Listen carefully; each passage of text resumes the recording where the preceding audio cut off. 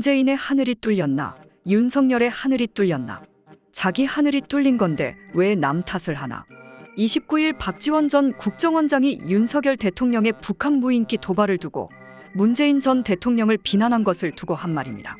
윤 대통령은 지난 27일 2017년부터 드론에 대한 대응 노력과 훈련, 전력 구축이 제대로 되지 않고 훈련이 전무했다며 북한의 선의와 군사 합의에만 의존한 대북 정책이 얼마나 위험한 것인지 국민들께서 잘 보셨을 것이라고 언급했는데요. 이번에 무인기로 하늘이 뚫린 것을 사과하기는커녕 문재인 정권 탓을 한 것입니다. 윤석열 정부는 무인기가 들어오는 심각한 상황에서도 국가안전보장회에조차 소집하지 않았고 대책회의가 아닌 한가롭게 만찬을 하며 송년회를 한 것으로 알려졌습니다.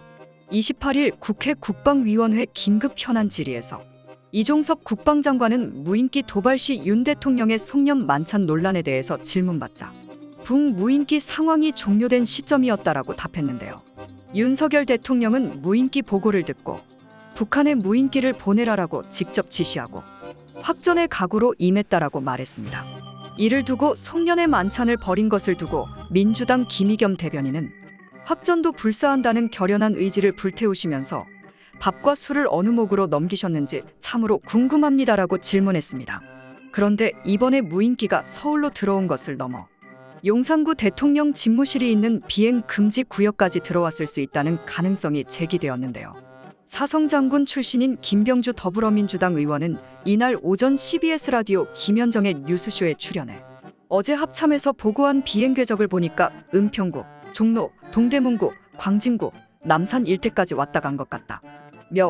대통령실이 있는 용산으로부터 반경 3.7km가 비행금지 구역이다.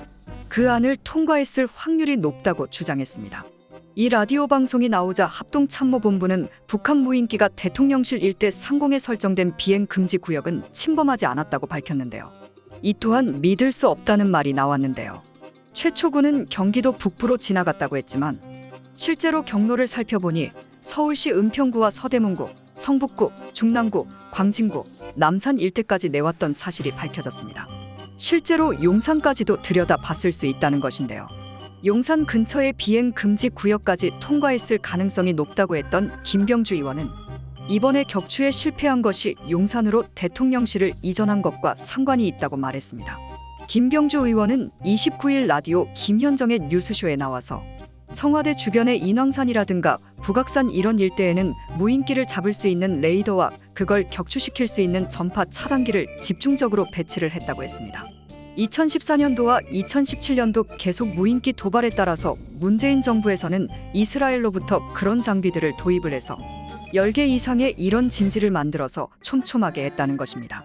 그런데 청와대가 용산으로 이전하면서 용산 근처로 이전을 했는데 용산 근처에는 저지대로 되어 있기에 이 같은 방어 시스템이 제대로 작동하지 않았다는 것입니다. 실제로 고지대가 아니라서 제대로 운용이 안 됐을 확률도 있다고 했습니다. 해외 전문가들은 만약에 북한이 무인기에 치명적인 무기들을 가지고 왔더라면 용산 집무실까지도 위험에 빠졌을 수 있다고도 우려를 했습니다.